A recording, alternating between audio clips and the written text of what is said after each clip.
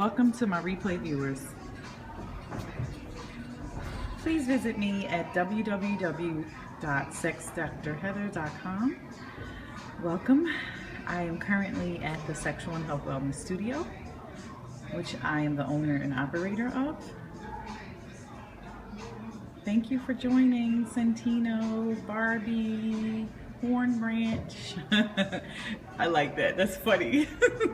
I'm just gonna give time for people. Hey everybody, it's Sex Dr. Heather, one of your favorite sexologists. Hey, Sweden, Freeman. Hi. Where are you guys watching me from today? As I get set up in my little space here. Let me move this closer. Yeah. Oh wait, the window. That's not good. Orlando, hey. I think maybe the sun is not doing us any justice.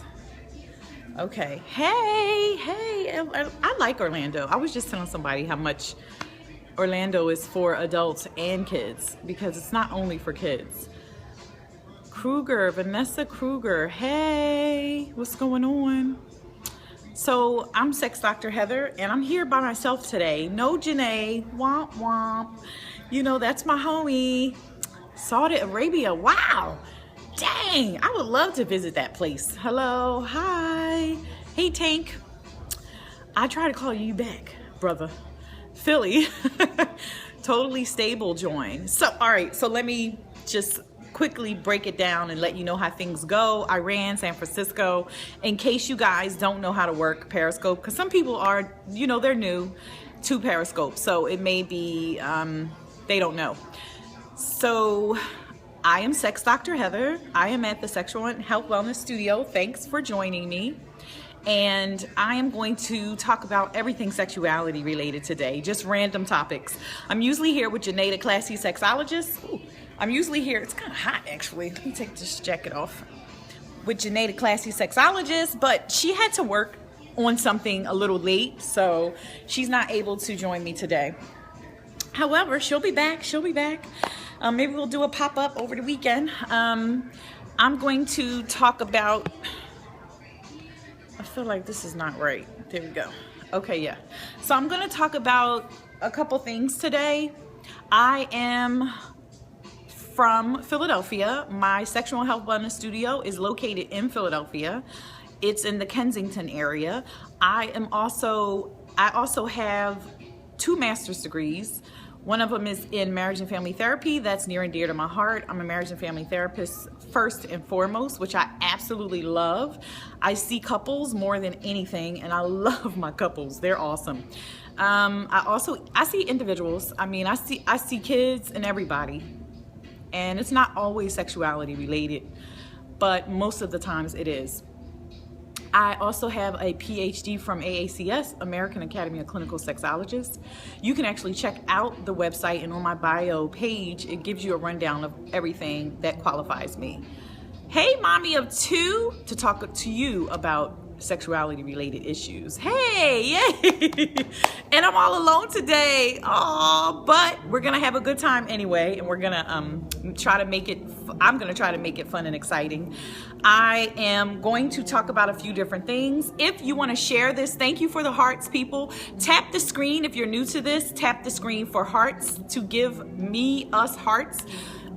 Follow the little Perry buddy if you don't follow me. Thank you for inviting followers, mommy of 2. Swipe left or right if you're an iOS user, up or down if you're an Android user, to invite your followers, so they can also get some of this great sexuality related advice from me, Sex Dr. Heather. Yay! So, all right, first things first, people. Lube Boom. So I got this lube. I'll put it up here. Wait, that's crooked. Wait, is that wrong? Can y'all see? It says good. It says good, clean love. This is like the bomb, all right?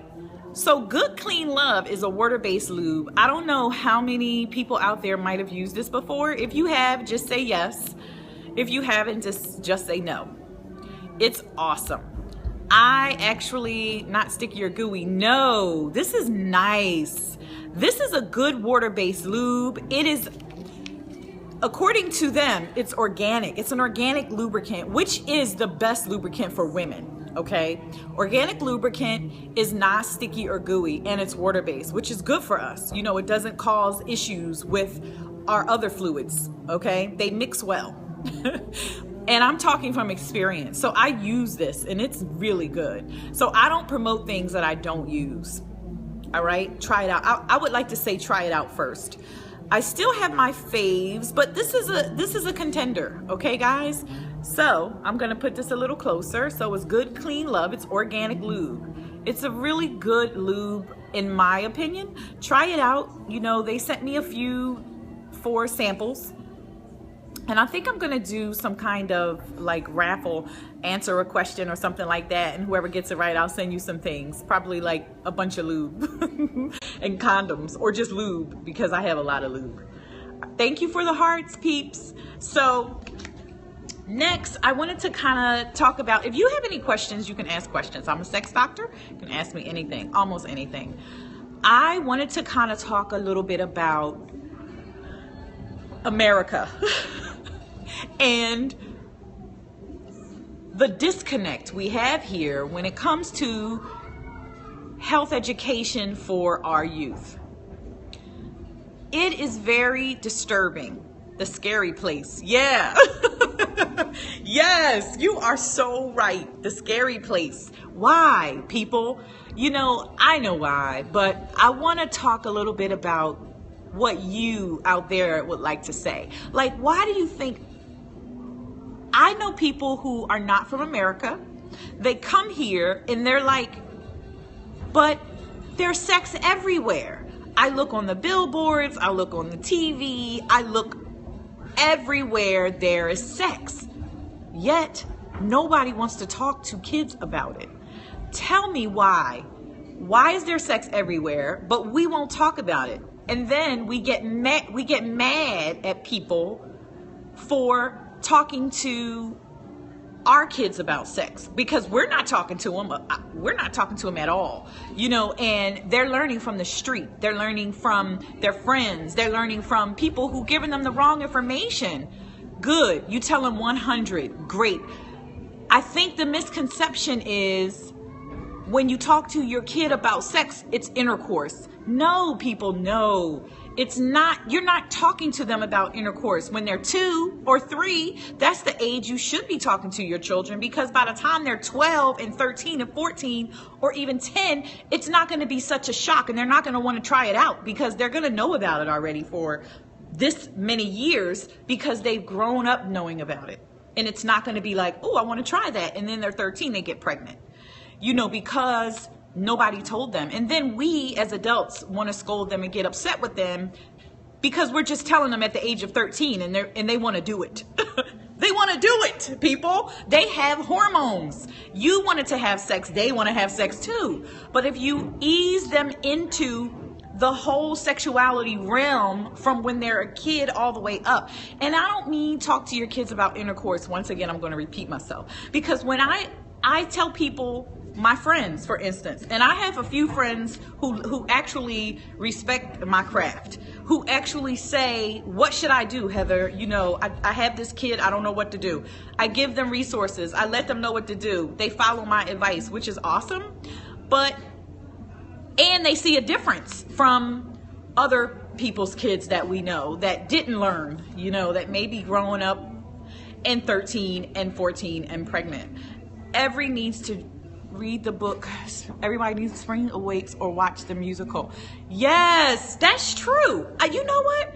I think I watched the musical. I didn't read the book. So believe it or not, when I was young, I didn't like to read books, but now I can't get my head out of them. It's about that exactly, but everyone's children are different. Everybody's children is different. But if in America, sex is everywhere. You know, you can't just say, I'm going to tell you about sex when you're 13 and expect your 13-year-old not to want to do it.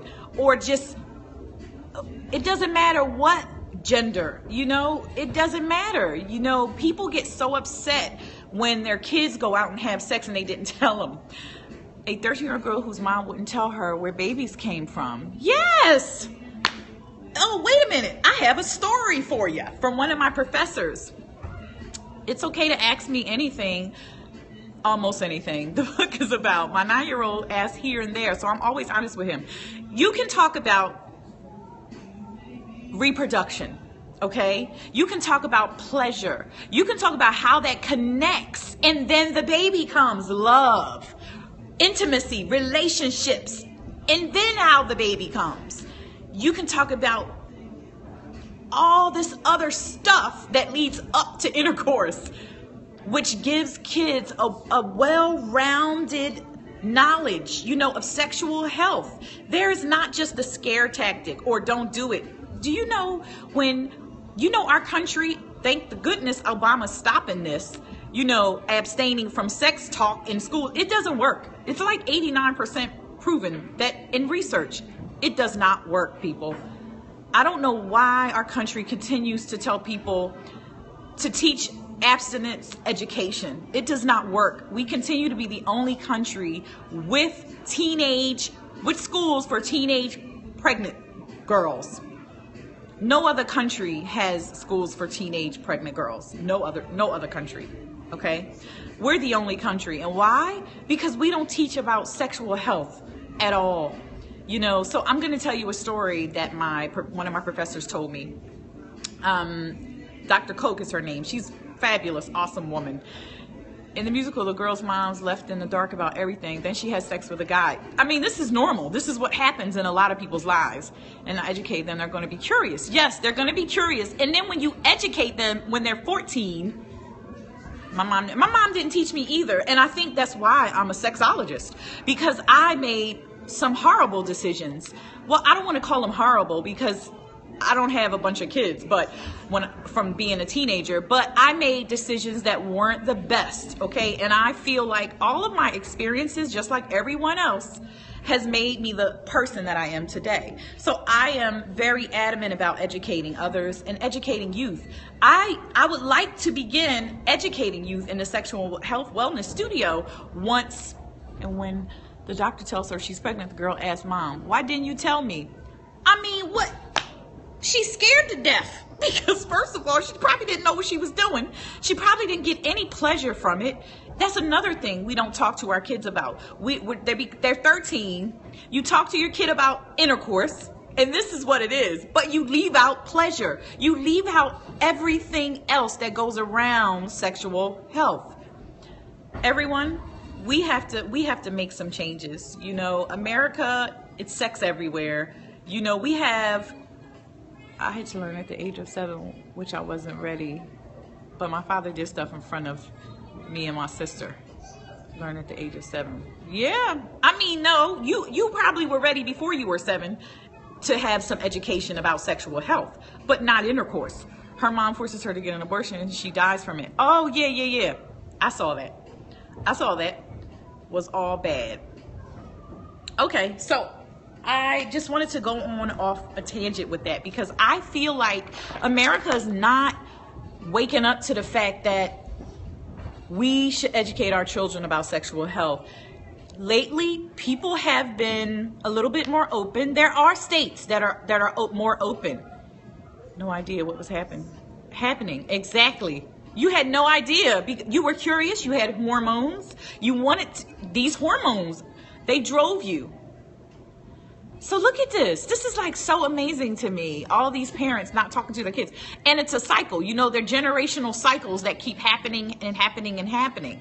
So when you look back probably at your family and you ask each person who, like, the matriarch of the family, which you probably can't ask because they might smack you because you're talking about sex and you're an adult. So it's like Philadelphia. I don't think Philadelphia schools have sex education. I worked in the school system in Florida for quite some time, and I have to say they're a little bit more advanced than Philadelphia. They had me. You know, people like me and me. So I jumped into the different classrooms. I answered questions. And of course, this was high school and too late, in my opinion. I went to a few middle schools, but I worked in a high school. It was too late.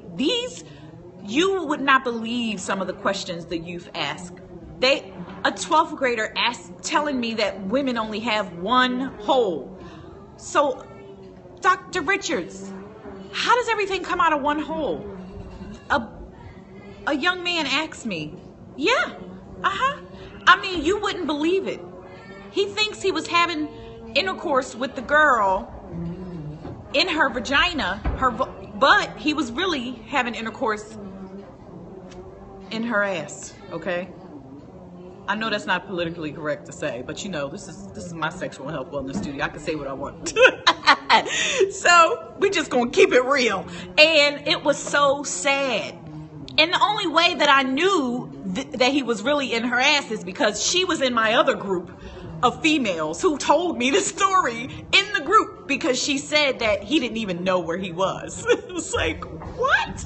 I mean, that's just a few things that are just amazing to me. I have so many stories that you wouldn't believe. But the positive part of this is that they had people like myself in the schools educating the kids, giving them the right information, giving them the tools to be safe. Because once these kids had the tools to be safe, they made amazing changes in their lives. They would come, let's say it was a 6-month program. So 5th month, 4th, 5th month, they would come tell me everything about their sexcapades, and that they use a condom this time, and they didn't get pregnant this time. And you know, they just would give me so much information, but it changed. The information would change to informed sex. You know, them actually saying no, because consent is a big thing too with our students, with our youth. You know, women have been in this place where the man does what he wants to do. You know, he's the one who needs to get pleased. So I feel like we need to educate around everything sexuality related, because our kids are growing up thinking it's not pleasure for them. So when you have these little girls in high school having sex, they're just having sex to be having sex. That's it. You know, so when you don't have anybody educating them, that's what's happening. The kids that I was talking to really appreciated it. They started to change, and it was wonderful. It was beautiful. So I would just say, before I end, please educate your children. Educate yourselves about, they have no idea. More education in the school systems. Yeah, no damn idea. Oh, I never told you the damn story. I'll be getting all sidetracked. So the story is, Dr. Koch told the class, she went over to Sweden. Sweden is so advanced. It's like ridiculous. She went over to Sweden and was with a kindergarten class, or I think elementary school class. And then she asked where babies come from. They drew these amazing pictures of the woman having a baby and intercourse and everything. She couldn't believe it. She was amazed at the pictures these children, these little kids drew about how the woman has the baby, okay? She did a study, a research study. So she came back over to the States, all right? Did the same thing here in the States with an elementary school. Guess what these kids drew? Anybody want to take a guess? A damn stork, okay? A damn stork delivering the baby to their mom. Some kids, yes, you're right. A damn stork. Can you believe that? We are teaching our kids that a stork brings the baby. And mad when they're pregnant when they're 12. Okay? So the stork brings the baby is what they drew. And guess what else they drew? The mom pregnant with the devil, fire, flames, like horrible evil. Like it's an evil thing that happens to women. Yes. Isn't that something? So the kids over in Sweden were shown the pictures that the kids in America drew, okay? And they asked if they can become pen pals with the kids here in America to teach them about sexual health and sexuality. Can you believe this? I mean, this is amazing to me. I was flabbergasted. I mean, I don't know why I'm so flabbergasted. I just hope for more from my country. You know, I do, like a lot of us who care. You know, I worked in the OBGYN when we have a 12-year-old who got pregnant, and she said they were playing. Yeah, because they don't know. They don't know. You know, it's so sad. But then everybody's mad at this girl for being pregnant. But did anybody teach her? Extreme religious crap influence in the U.S. Yeah, you say that. Who was that? And the dad was mad. I could have smacked him. You should have smacked the mommy too. You should have said, wake up, get your life together. Now you need to be the best father you can be and the best grandfather because she's pregnant. Okay, it's too late. But it's not too late to continuously educate her more. This is a teachable moment. Teach her to be the best mother she can be at 12. A good age for them to learn is 2, 3. I mean, look it up. It's proven. And if you coming in late, I'm not talking about talk about intercourse when they're 2. That's not what I'm talking about. I'm talking about the overarching theme of sexuality, everything sexuality related.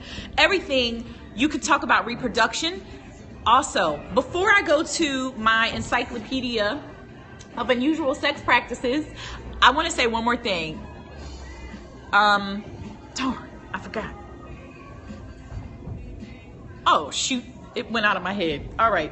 So I'm going to go ahead to this. Oh, here we go. Refers to people who become aroused or seeing tears. Okay. So this word is a little bit hard to pronounce. I'm going to put it up on the screen. It's right here. Can you see it? I'm going to say it's called dicrylagnia. Dicryphilia. Okay? This is from Encyclopedia of Unusual Sex Practices. I love this book, okay? It's the word of the day by Brenda Love. It's the word of the day, dicryphilia. All right? It's dicryphilia refers to people who become aroused by seeing tears in the eyes of their partner. One man described his pleasure in seeing a young Asian prostitute cry as he thrust his penis into her small vagina. He had met her at a bar earlier and she had seduced him. She had seduced him even though he had sex only a short time before. Dicryphilia. Isn't that something? So this is a lot of the paraphilias in this book. So I'm going to try and do a word of a day a little bit more than once on Fridays. Tears when given head. My partner loves it. Really? Oh, that's nice. Anybody else ever heard of pigeon style? What's pigeon style? That is so crazy. Who is that? Said that crazy. So anyway, I'm going to wrap up. I have a client coming actually. So I got to go, guys. It's been real. It's been fun. I really appreciate our talks, and I know, right? Dicryphilia. I appreciate our talks, and I really look forward to our next meeting. I'm going to try to scope on the weekends. I don't know if I told you, but I'm getting another PhD right now, and it's intense. You know, I have a lot of work that I'm trying to do. I'm trying to run my own business. I have a job with the city during the day. I'm a busy bitch, okay? And I don't even want to do this anymore. Like, I'm really over it. Like, I just want school to be over so I can have a life and have more sex, because that's what's going to happen when I have free time. Sex. And I hope you have more sex too. Make sure it's consensual, and I will talk to you later. Bye, everybody.